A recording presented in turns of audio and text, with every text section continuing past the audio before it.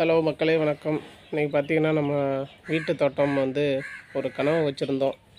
இது இப்படி தான் நம்ம இந்த வீட்டு தோட்டத்தை மெயின்டைன் பண்ண போகிறோம் அப்படின்னு.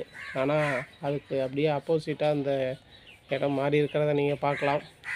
ஏன்னா நான் ஆல்மோஸ்ட் இப்போ ஒரு 8-9 மாதத்துக்கு அப்புறம் அந்த வீட்டுக்கு வந்திருக்கேன். ஸோ ரொம்ப மோசமான ஒரு நிலைமையில் இருக்குது. ஸோ இன்னொரு 2 நாள் தான் இந்த இடத்துக்கு ஒரு டைம். அதுக்குள்ளே இந்த ஏரியாவே சரி பண்ண போகிறோம். அந்த வீடியோ தான் பார்க்க போகிறீங்க. ஏன்னா முன்னாடி வச்சுருந்த ரோஸ் செடி, பூச்செடி எல்லாமே ரொம்ப மோசமான நிலைமையில் இருக்குது. இங்கே பார்த்துக்கோங்க, இந்த ரோஸ் செடியெலாம் அநியாயம் மோசம். அதே மாதிரி பார்த்திங்கன்னா வீட்டுக்கு வெளியில் வச்சுருந்த செடி பார்த்திங்கன்னா சம்மந்தமே இல்லாமல் ஃபுல்லாக காஞ்சிருச்சு. அது எதனாலன்னு தெரியலை. வீட்டுக்கு முன்னாடி இருந்த இந்த நாகசெண்பகன்ற அந்த மஞ்சப்பூ செடி பார்த்திங்கன்னா சுத்தமாக காஞ்சிருச்சு. எதனாலன்னு தெரியலை. ஸோ இதெல்லாம் இப்போ வெட்டி எடுத்துட்டு அடுத்ததாக இந்த இடத்துல வேறு ஒரு மரம் வைக்கணும்.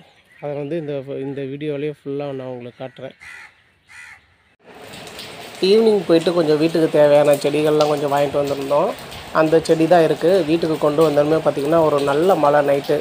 ஸோ அதில் பார்த்திங்கன்னா ரொம்ப அழகாக நனைஞ்சிக்கிட்டு இருக்குது. பார்க்குறதுக்கே ரொம்ப அழகாக இருக்குது. அடுத்தது பார்த்திங்கன்னா காலையில் எழுந்த உடனே பார்த்திங்கன்னா ஃபுல்லாக வெட்ட ஆரம்பிச்சிட்டோம்.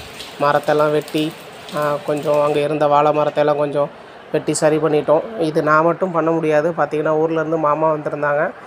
அப்புறம் பக்கத்து வீட்டில் இருக்க அக்கா கொஞ்சம் ஹெல்ப் பண்ணாங்க.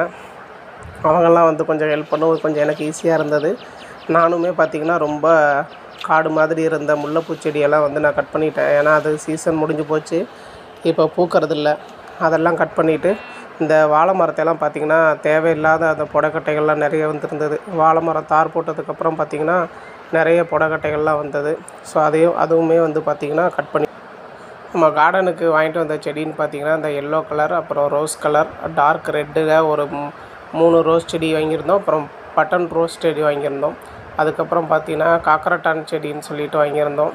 அப்புறம் அதே அந்த தங்காரளி அதுவும் வாங்கியிருந்தோம். இது பார்த்திங்க அப்படின்னா க்ளீன் பண்ணி முடிச்சிட்டோம். ஓரளவுக்கு ஒரு ½ டே வரைக்கும் வேலை செஞ்சு சுத்தமாக க்ளீன் பண்ணிட்டோம்.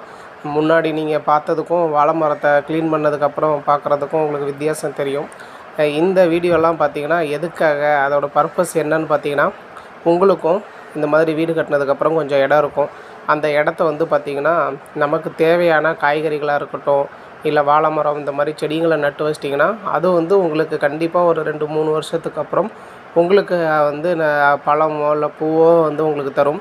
இன்றைக்குமே பார்த்திங்கன்னா அந்த நான் முருங்கை மரத்தை வெட்டும்போதும் சரி, அந்த வாழை மரத்தை வெட்டும்போதும் சரி, அதிலேருந்து நான் சாப்பிட்றதுக்கு வாழை மரத்துலேருந்து இலை அறுத்துக்கிட்டேன். அப்புறம் முருங்கைக்கீரை பறிக்கிறதுக்கு முருங்கைக்கீரை ஒடிச்சு வச்சுக்கிட்டேன். ஸோ அந்த முருங்கை மரம் வெட்ட போகும்போது கூட அது எனக்கு ஒரு யூஸ்ஃபுல்லாக தான் இருந்துச்சு. ஸோ உங்களுக்கும் அதெல்லாம் யூஸாக இருக்கும்னு நினைக்கிறேன்.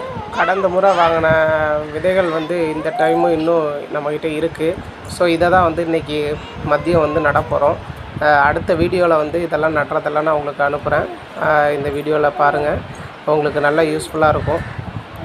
கார்டன் இது மாதிரி ரெடி பண்ணணுன்னு நினைக்கிறவங்களுக்கு என்னோடய வீடியோ ஒரு மோட்டிவேஷனாக இருக்கும்னு நினைக்கிறேன்.